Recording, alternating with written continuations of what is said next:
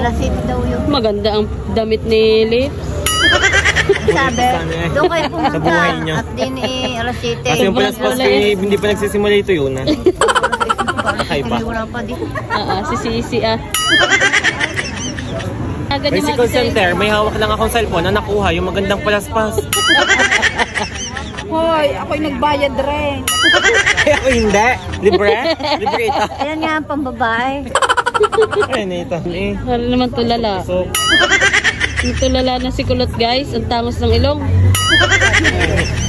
Bay si Dapa. May bangon mo.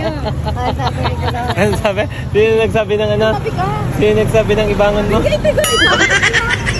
Tingnan mo. Oh, tingnan mo. Pinapawisan na naman. Pinapawisan ka na naman? Oo naman, Diyos ko. Sama-sama sa inyo, mga mahi naman. Pati ako hinahawa. Ano nyo guys? Pretty strong akin. Istro din naman ako.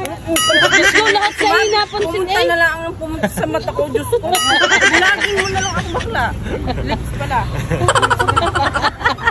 Mari mapapangga eh. Kaya bangga.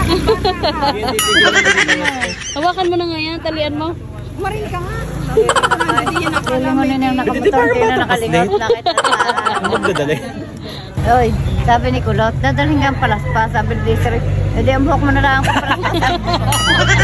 Buhok pala ang papalaspas ha. May iniwanan sa kanilang palaspas.